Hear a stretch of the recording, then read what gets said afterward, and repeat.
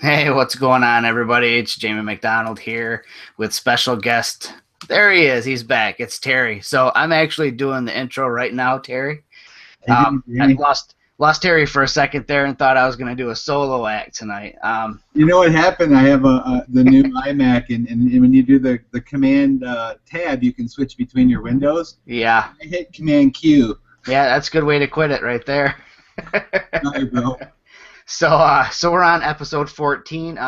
Terry's sitting in as co-host tonight. Mike is on vacation. Everybody's got to take a break every once in a while, right? So it's cool to have Terry back. We haven't had him on in a while, and I kind of almost sort of got to shoot with him the other week. Him and Mike dropped by to where me and another group were shooting in Detroit, so I just got to do the, hey, hello, I'd like your gear, and then it was on to the next thing. But hey, welcome back, Terry. How you been? Doing well, doing well. Thanks for having me. Appreciate it. Very good. So, show format tonight for everybody. We're kind of getting back to the basics again. We're just going to kind of do a little bit of photo share, and I think we're going to, while we're sharing, we're going to elaborate a little bit on the shots that we're sharing. We'll talk about gear used, camera lens, some basic settings if we post-processed maybe what we did over the last week, which is kind of weird. Like, I have not had these suggestions ever before.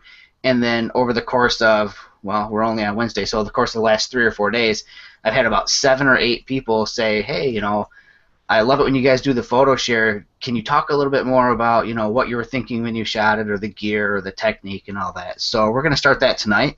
And Terry's going to be the guinea pig of how this all works out. So I'll hand it over to you, Terry, and I'll let you do your photo share and talk a little bit about what you've been shooting and how you've been doing it.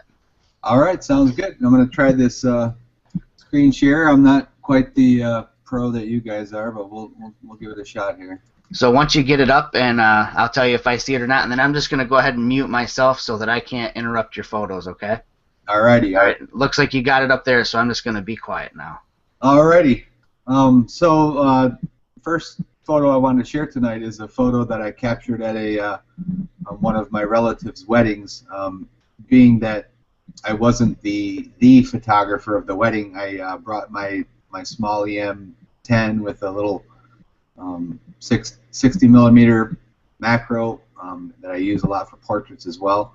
And I kind of just stayed in the background, and I shot all in black and white intentionally so that the actual photographer's photos would really pop when they got them. And I just wanted to try and be a little bit more subjective in the white. So this is just standing outside, and the photographer that they had for the wedding was there taking shots. I wanted to grab a shot of them, coming out and having the kiss there. So I just stayed in the background, focused in. It was, the actual settings, I know it was an aperture priority, and I left the ISO locked on auto, just 64 and under, and just took the shot. And I thought it was kind of cool, a photographer taking a picture of another photographer taking a picture of the money shot. So I had some fun with it, and there was many more that I had posted out. And one of the things I'm going to talk about later, which is transferring images to my iPad, and kind of my process of doing that. When I was done with all these images that I took, as I was sitting at the reception, I edited all of the images up and posted them up to Facebook before they started dinner. So it was kind of cool. Second one, in the vein of black and white, we know one of our partners in the Mirrorless Minutes sites, Tammy Lee Bradley, who I would love to have come on one day. She posts a link for her black and white presets, and if any of you have not seen Tammy Lee Bradley's photography and the black and white photos that she shoots, it's amazing, absolutely phenomenal. And she sells a full bundle of all of her presets, and they are quite amazing. And this was just a photo that I had taken, I think, last year during the fall, and it was a little macro type shot of just some leaves out on my deck. The deck was quite messy, but I thought this was just kind of a cool shot. And I just picked one of her presets and applied it to it, and I thought it turned out pretty cool. And I posted it out to display, and there's a little bit of promotion for Tammy's presets. So hopefully we can throw up a link to that in the show notes. And if you are interested in some black and white presets, if that's your thing, then grab that from the show notes and you can pick that up. The next photo I'm going to show is I just took this the other day, and welcome to my family. And I did pick the crazy one just to be silly, but I set up a tripod up on my my living room there with my EM1, and I threw the it's the Panasonic 8.5 fisheye on the lens for the lens, and I just set it up in aperture priority, and I put it on an auto ISO, again up to 6400, and let the camera select the speed. And I put it on about a 12-second timer, so everybody got in their spot, and we took the shot. A little bit of processing in Lightroom to remove some of the fisheye look, but it turned out pretty well. I was able to capture everyone in the shot. It's just a quick home shot. Some of my photography that I've been taking, you can see printed on the wall there. Two more. One more. One was the day that we met up, Jamie. Everybody, we were shooting together and kind of all excited in our own little area. I was wandering through the Fisher building and saw this wall. Thought it was pretty cool. I know Chris, last time we talked, shared the Topaz Glow plugin or additional software you can buy, and I applied the filters from the Topaz Glow to the shot, and I just thought it looked kind of cool. It kind of turned that ugly-looking Fisher building into some stained glass window, and I like the reflections in the photo. There's many we took from that day that turned out pretty good. But this is one I kind of took a little special liking to. I thought it turned out pretty good. And then, again, this was with the EM1 in my 12 to 40 Pro lens. I set it up on the tripod, and I did a lot of long exposure that day where I would drop boost my f-stop up to about f18 or f22, and I would let my exposure be around 20 or 30 seconds. So I'd really pull in that light and really get that low light shot where you're with a good clarity across all of it. So that was my settings on that one. Last one was a concert that I went to about a month or so ago called the Winter Jam. It's a group called Skillet, and this is actually a lady, and this is the wife of the lead singer. And I was fortunate enough to get down to the main floor, and I just kind of walked out to the main floor, stood off to the side, didn't get in anybody's way, and was able to take some shots. This is with the new 40 to 150 Olympus Pro lens, and I just sat back, put the ISO again. I usually cap my ISO off around 6400, and I used a speed priority so I could stop the action from what they were doing, and I think I had it pumped to about 150, 200, and I let the aperture or the f-stop control itself, and as you know, it goes down to that 2.8. So I snapped about 50 or 60 different shots, and this one turned out pretty well. I just had some fun with it, brought it in the Lightroom and posted it out, and I actually had the band favorite it and like it and put it on their site, so it was pretty cool. I thought it was a pretty cool shot. So that's the share I have for today, and hope you guys enjoyed it. Yeah, that's super cool. I like the concert photos a lot. Yeah, they're fun. That's something that I wish I had a little more experience doing. I'm hoping to get a chance to maybe do some of that. Actually, maybe next weekend I might get the opportunity, but definitely later on this year. I think that's something I want to try. No, it was fun. I was driving home from work the other day, driving down 16. I live near the Mike Banning 16 in Shaner area. As I'm driving by, I see the big giant sign, Boston, coming to the. You remember Boston, right? Oh yeah, you planning your next concert shoot? Yeah, like it's going to be an outdoor event right there. Oh, cool. At the church, there's a park there, and I can't remember the name for the life of me, but there's a park right next to it. It's going to be outdoors, so it'll be an easy shoot. Super cool. Now, when you were shooting that concert, were you how were you metering? I know I've done a little bit of really little bit of minor concert photography, indoor stuff, and I spot metered as how I ended up getting results that worked for me, but I didn't know if there's another way to approach it, outside of The how same I did it. exact thing because I wanted the blacks blacked out. Yes. Yep. Okay. Cool. I was in the same vein. I want just the light that's there. Yeah. Get rid of the rest. I don't care about the crowd. All right. Cool. So I'm on the right path then. I would typically be following you, so that's Yeah. thanks for the question.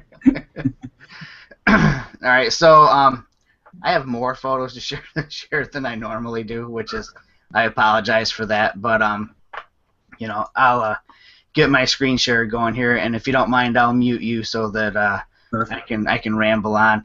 If I see you like tapping the screen, I'll know that you're saying, "Would you shut up and let me talk now?" Because I know I get going on, so I'll start sharing that. And hold on here. Let me stop that for 1 second, and let me just do the old mute button real quick. Okay, sorry. All right, let's start the screen share back up again. So, first photo, like Terry said, the other weekend, a large group of us, really large group actually, decided to do some urbexing in Detroit. And this is the group that I was kind of with. Mike Beaning and Terry were together. Then they kind of did their own thing. We all met up at the Fisher Body Plant for a brief period of time. But this group that I was with, we explored several other places. And this was at well, I guess I can give the name of it. It's at the Andrew Jackson Middle School. I don't know if I'm supposed to be naming locations or not, but that's kind of where we shot at. And somebody brought up the fact that, we do this, fairly often, a couple times a year, but we never get a group photo. So it was cool to be able to whip out the Olympus Image Share app and shoot and get this, all set up and shot. And this was with the OMD EM5 Mark II and the 12-40 f2.8 Pro. And this is straight out of camera, no editing. Auto ISO. So I'm guessing that it was fairly light in there. So I'm going to guess that the ISO is probably at like 400 on this, and probably wide open at 2.8 because I'm going to be trying to use as much available light as possible. Next photo. This photo was taken at Southwest General Hospital, which is probably one of the creepiest places I think I've gone urbexing yet. There's nothing says creepy like an abandoned hospital. And you took a photo, or you shared a photo a few minutes ago of you shooting another photographer. So I'm going to one-up the game here just a little bit, and I'm sharing a photo of me shooting a photographer who's shooting a photo of him. I don't even know if I can even do this right. It's like Inception or something. It's some crazy thing, but I find that if you go shooting with a group of photographers, especially, a group like I was with, we're really fun and rambunctious group, you get a lot of photos like this where everybody's taking pictures of everybody. I just thought this was fun just because of how it worked out with the fisheye. And the fisheye that I was using is the Rokinon 7.5mm fisheye. And again, this is just straight out of camera, auto ISO. There was great light coming into this hallway. So no post-processing, no defishing. I purposely held the camera on a little bit of a funky angle, which normally I don't do, but I decided what the heck for this one. It just looked fun. The building that we were in and the hallway that we were in is actually right in the center of this photo. You can see these porthole windows, and those are what illuminates the hallway going up this building. So the hallways and stairways are like on the ends of the building, and that's where we were at for that shot. So this is the exterior of Southwest General, which in my mind, from an architectural standpoint, is like a crazy cool, like neo-futuristic building. It's like stainless steel panels on the outside. Really a wild place to go. And as you can tell, with this one, it's the Rokinon again. Until Olympus comes out with their 8mm fisheye, it's going to be Rokinon for me for a minute. Workflow or post-processing on this, I've been getting more and more into Nik's HDR Pro 2. I used to use like Photomatics to do HDR, but this was just with HDR Pro 2.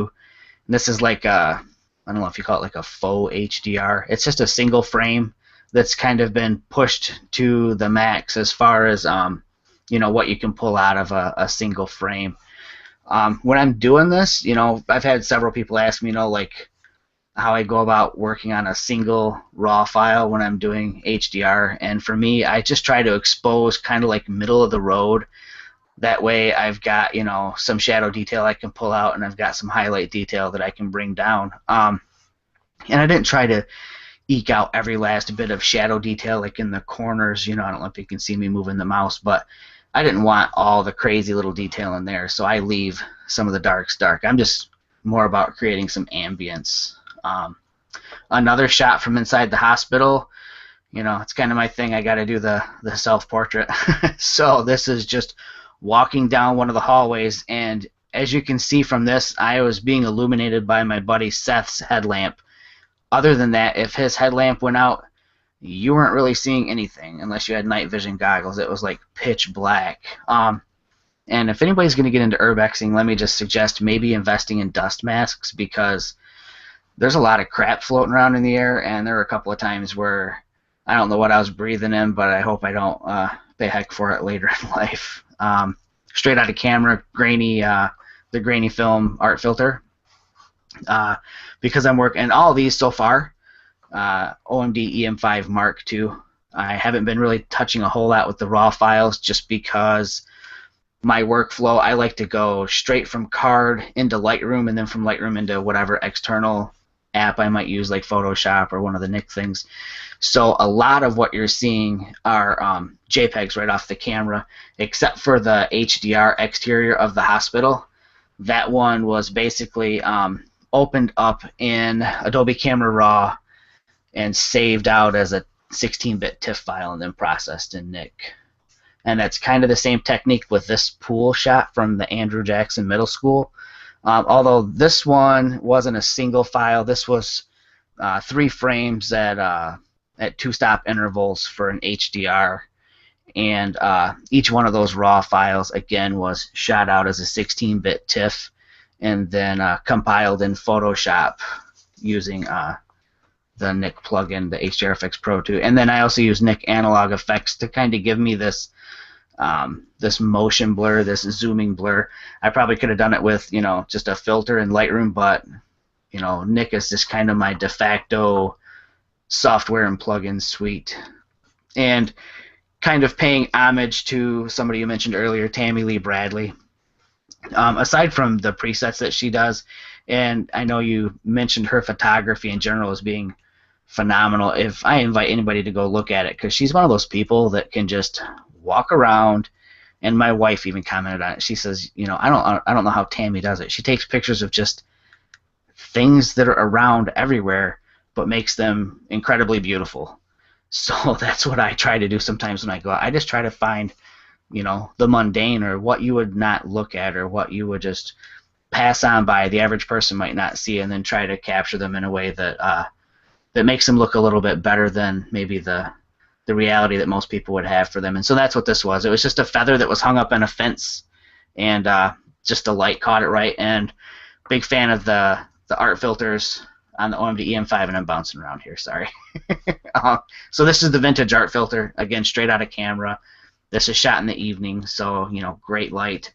And the same with this last shot, although admittedly I staged this shot somewhat.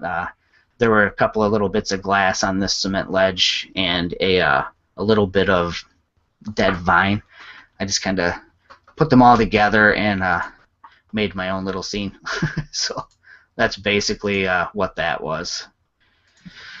So that's what I got. And those last 2 shots, straight out of camera, again, that was with the Mzuiko 25mm f1.8 and wide open at f1.8 to get that shallow depth of field. That was awesome. It's so funny because I think Tammy posted a picture of eggs the other day. Yeah, right? I know. And they were awesome. Yep. I want those eggs. It doesn't matter. A spatula on a towel. And the one thing, though, is her house is really, really clean. Yeah, right? A picture of one with a desk and a glass desk, and I'm like, dang, there's not a piece of dust on it. It's perfect. I know my wife and I, we were going somewhere in the car, and somehow we got on we were talking about vacationing, and we visited Tammy the last time we were in Florida, and we were talking about going back down, and of course, so we get talking about Tammy, and she says to me, she says, I'm trying to explain to people Tammy's photography, and I can't, because I can't tell people she takes pictures of stuff that are just sitting on your counter, because nobody will get it. You just have to see it to understand. Yeah, So like I said, just a little shout out to her. She's a Yeah. good friend, and she's a constant source of inspiration. So. Yeah. Put her presets in the show notes. Oh, of course, yeah, they'll definitely be in there, and I'll link to her website. So. What I was wondering, because we got a couple minutes, what do you think of taking a minute and just showing somebody maybe how you process in Lightroom, or vice versa? We could show our basic, quick processing of one photo, just how we do it. Sure. You want to do it, or you want me to? You can go, and then I can pull one up too. We can just say, because I'd like to see. A lot of people are like, how do you process? What do you do? What's your base, processing technique? Right. Yep. I have the same one every time. I actually as my preset to start my import with that I always do, and I go from there. And I just show everybody what I do. Right. So I'll do that real quick on here, just kind of like one of my quasi HDR, because I do that with a lot of scenes that I want to be moody. But when I'm done too, I'll link to my YouTube channel, because I've got several tutorials on there on how I go about doing some of these things. But just really quick, and I have no idea how this is going to work, but let me see. I have no idea how this is going to work out. So let me close my my preview window. I've never tried to do a screen share and share something like live like this. So here, let me see if this works here. So hopefully, are you just seeing my desktop now, and you see yourself? Let me minimize you. You still seeing me here? I do. Okay, so I'm going to launch Lightroom here, and again, this is going to be a little different than what I'm used to. Yeah, it's a first for Mirrorless Minutes. Let's try it. All right, so I'm going to work on. I'll just pick one of these photos. So like this hallway scene. Right. So reset button. So it's like reset to normal. And what would you do to start? Okay, so this image right here. Right now we're looking at the JPEG because I was shooting RAW plus JPEG when we were at that hospital. Yeah. So I'm going to look down here so that I can see what the file name is. And I'm just going to jump over to Photoshop. Let me launch Photoshop real quick. And then I'm going to go and I'm going to open up that file. So we'll go to my little yearly folder and Detroit Urbex. And I think that was like 50. Wait, hold on. Sorry. I wasn't paying close enough attention. So this is image 21. 59? 59. 20. Yeah, okay. 159. So 20. And we'll go to 159, which I guess I could just be looking at the JPEG preview here to find it. So anyways, so I'll open up that RAW file. This is the only way that I have quick access to it. Is of course it has to go through Adobe Camera Raw right now. Normally I would just be going through Lightroom and exporting straight out, right? So I'm going to open the image up. And then this is, I know it looks like cheating so much, so I'm going to use Nick and HDRFX Pro 2. I guess I could have launched it from this little dealio here. I feel so on the spot. I love it. So I always start off with basically one of the presets over here, and I like the two that are titled Deep 1 and Deep 2. Yeah. Those tend to pull out a lot of detail, like in the shadow and stuff, although I don't utilize everything that's in the shadow. Mm-hmm. I use that kind of as like my base for where I want to go with things. So usually the first thing that I'll do is I'll come over here on the right-hand side to the tonality toolbox, and I'll start dropping the blacks down. All right. I've still got some detail in here, but the blacks I'm making a lot, well, blacker. I'm giving it a little more crispness, I guess, or a little more definition. And this scene, I've got this crazy, I don't even know what it is. It's an Urbex scene, so who knows what it is. Saturation's already at 11%. I'm probably not going to boost it a whole lot more than that, but I definitely want these colors to have some pop to them, so I'm comfortable coming up here to like this 20-21% mark. I have no blown out highlights at all, but I still want to drop it down because this is an Urbex scene. For me, I want to bring exposure down. I just want it to seem a little darker, because I mean it's just kind of how the whole thing feels. Contrast defaulted to -8%, and I want to get a little bit of that gritty feel to it, so I'm going to bring contrast up just a bit. Not a whole lot, maybe like about 7%. there's already a little bit of natural vignetting going on, and I don't know if that's from the lens or if that's just from the setting, the environment that I was in. Normally I don't see vignetting on the 7.5mm fisheye, so I won't probably add any more vignetting to this, but in lots of my scenes you'll see where I'll throw in like a lens vignette, but on this one, like I said, I'm probably not going to. And that's it for now, so I would just shoot this out. It'll go back into Photoshop. One of the things that you'll run into if you're starting to try to pull out like crazy amounts of detail from an image by doing this like faux HDR or whatever, you'll start to find that you get some chunkiness or some noise, or it's not even noise, it's just it's artifacting, I think, from messing with your contrast levels a lot. Right. So you could pump this back into like Lightroom or something like that. But for me, like I'll use Nix Define. To me, it's the ultimate in noise reduction software. And not only does it do noise reduction, I think I've never read anything from anybody like official on this or whatever, but I think once it analyzes your scene, I think it does a good job with the this artifacting that you get. You can see down here in your loop. Let me switch to a different spot in the scene up here where I was looking at earlier. Oh. Well, of course, it's not going to stay there when I move my mouse around, but you can see down here in the loop in the lower right-hand side. Let me get the mouse back up here.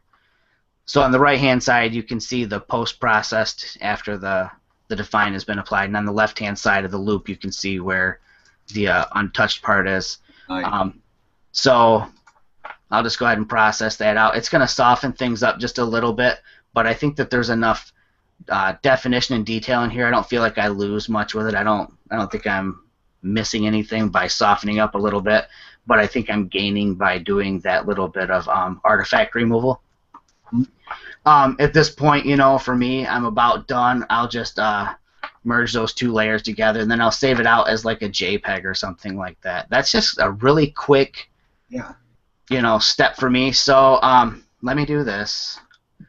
I'll open up. That was 159. 49. 59. So that's the original.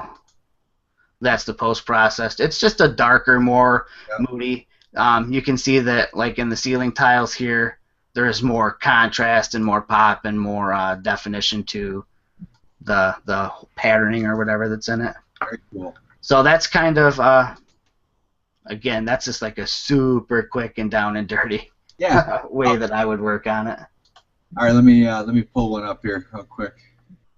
If I can get it going. Screen share, Lightroom. All right, let me know when you can see it. Okay.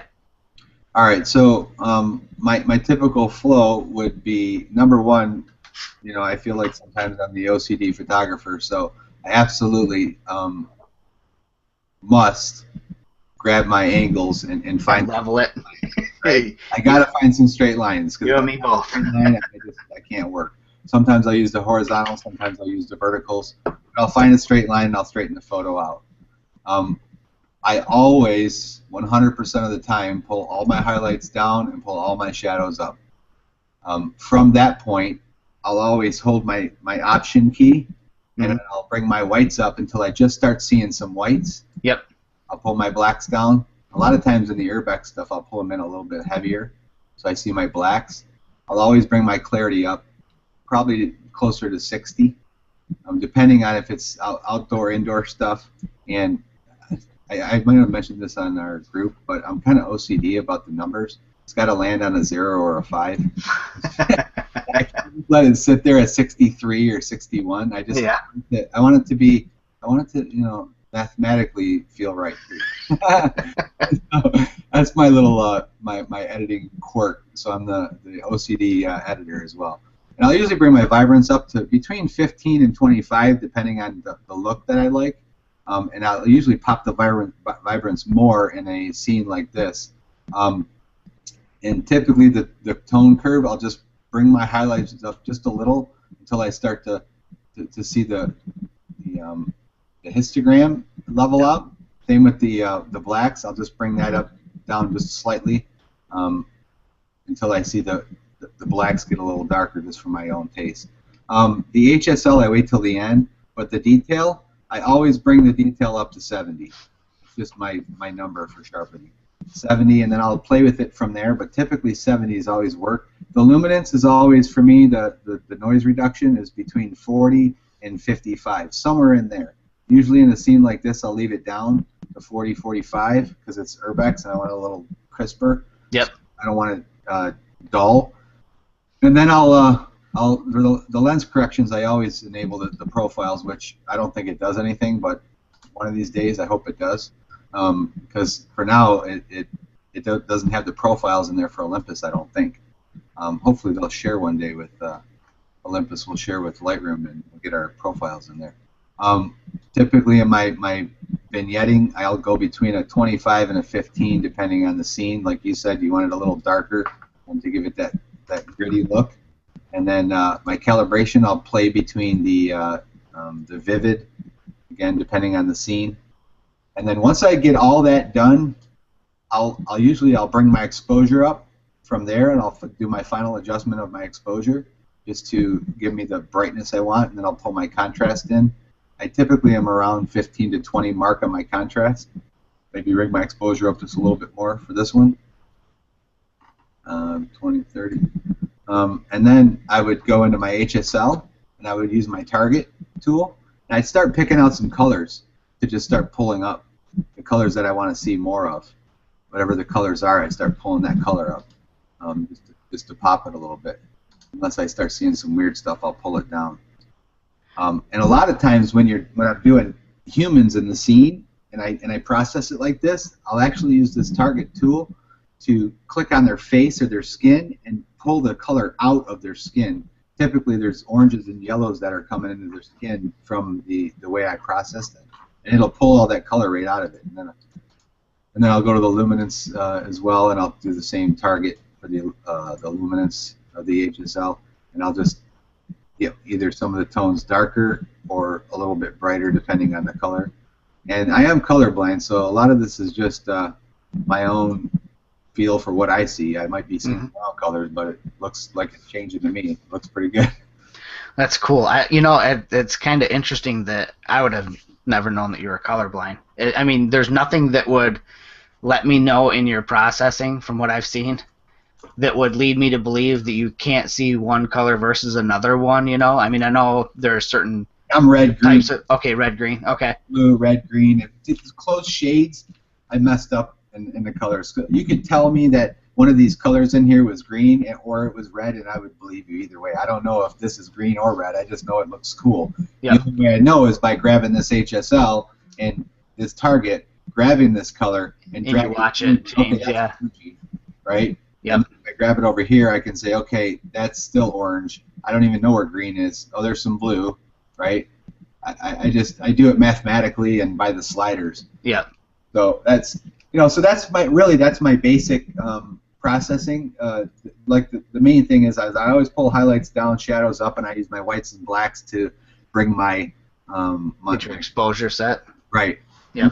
Once I do all my stuff, I mess with my exposure at the end just for brightness, if you will, I guess. I don't know. Maybe that's incorrect, but that's what I do. That's the thing with what we do.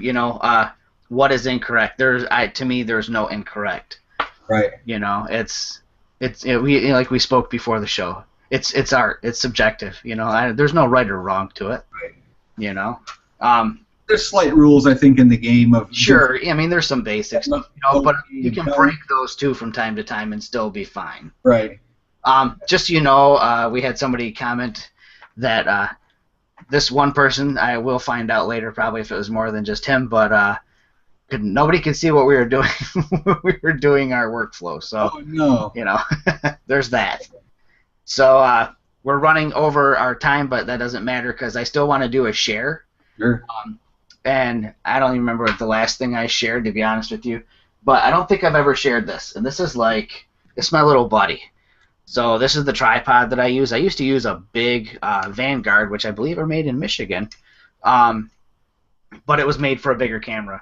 And switching to mirrorless, you get the joys of being able to say, forget that, 20-pound tripod and get something smaller and lighter. So I'm using the Mi Photo.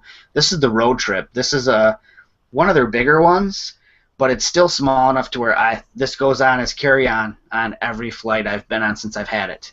And I've taken small, puddle jumper commutes, that are like 45, 50-minute flights, and it's still on my bag, fits into the overhead. So, and I'll link to this in the show notes, but you can get them for under $200 on Amazon. And one of the things that I like about it is it might not be the most crazy, robust head on this thing, but it will definitely hold up your mirrorless camera. It'll hold up a smaller DSLR with no problem.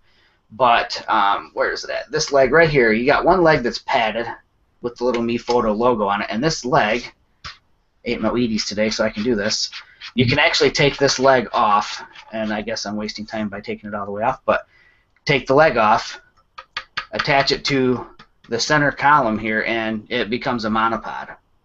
Nice. Which is really cool to be able to have that as an option. Yeah.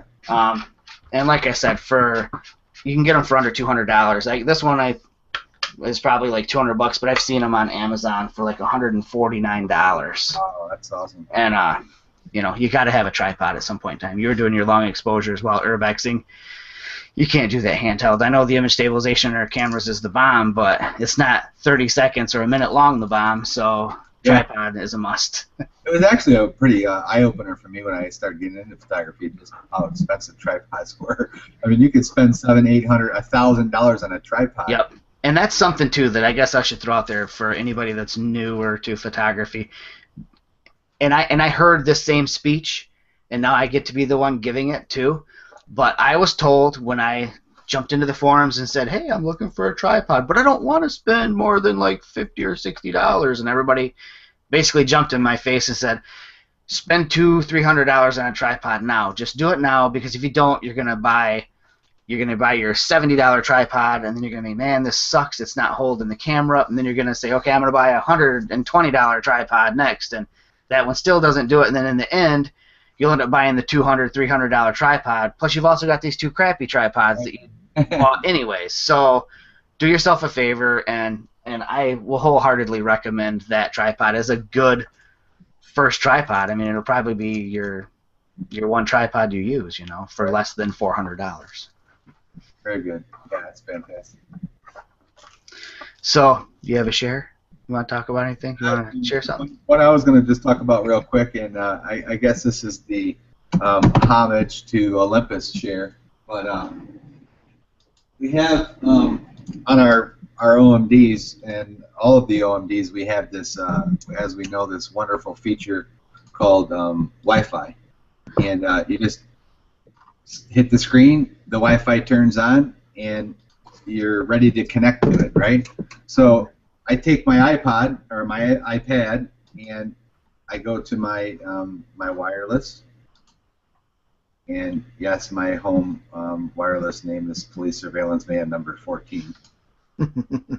But I connect to my EM1, and when I was at this wedding, this is what I did. When I left the wedding, I turned the Wi-Fi on in my car. I turned on the Wi-Fi on my iPad, and I began to, as you'll see in a minute, in my Olympus app, I began to import the photos while I was driving. Now, of course, there's no photos on here, so I would quickly import the photos into the camera, from the camera into the iPad, and then I would just simply open Lightroom on the iPad. And in Lightroom, I just did this one today. You have all the same tools that we were just looking at with your exposures and your highlights and your shadows and your blacks and your whites and your contrast. I would set one photo, and you hold and hit copy settings, select everything you want to copy, hit OK, swipe over, and paste the settings. It's that simple, and it's done. So I posted out probably 50 plus photos to the couple's Facebook page before they started eating dinner, and it's fun. It's a riot. Be able to sit on your iPad while you're waiting for stuff and just editing photos. It's a riot. And I remember watching a video. I think it was Jason Lanier from He shoots the Sony wedding. He's a wedding photographer out of California. He shoots primarily Sony, but he says, it's pretty sad when the guy can transfer his photos, edit them in Lightroom, make them look pretty darn good, throw them out on Facebook 2 to 3 weeks before the wedding photographer can get one out there. He goes, the buzz from the people looking at the images and being part of that wedding it's already gone. So those new photos come out, it's like, oh yeah, you got married, right? Yeah, one of the perks with that is definitely, I mean, you can start doing things where you're beaming them over from your Olympus camera to your iPad and piping it out from there. I mean, I know that I've talked to several people that are planning on doing weddings where they're going to project during the oh my gosh, my brain's fried. Reception. Yeah, the reception, like on a screen during the reception. I mean, photos that were taken 10 minutes ago even, or of the actual, ceremony. I mean, the ability to do that is just, it's so cool, I mean, we're definitely in a new point in time with photography, especially with what we can do now, so. It's fantastic. Well, thanks for having me on. I always have a ride as well. You guys are great to hang out with, and can't wait to get to the next photo walk and hang out with you guys and learn some more. Cool. Well, thanks for coming on again, and in a couple of weeks we'll see Mike back here, and until then, everybody make sure to visit the Mirrorless Minutes website, and don't forget to check out the YouTube page for this broadcast right here for links in the show notes to Tammy's presets and the Me Photo tripod. And I guess that's about it, everybody. Thanks for tuning in. And if you did not see Terry and my workflow that we were trying to share on the screen, throw that in the comments below. We'd like to know that it was more than just an isolated event if it was, so that we won't subject you to black screens the entire time. Hopefully it wasn't showing us. I don't think I was picking my nose or anything, so I think we're probably all good there. But again, thanks for tuning in, everybody, and we'll see you guys in a couple of weeks. And thanks again for stopping in, Terry. Appreciate it. Thanks for having me, man. Have a good night. Take care. Ciao. Bye.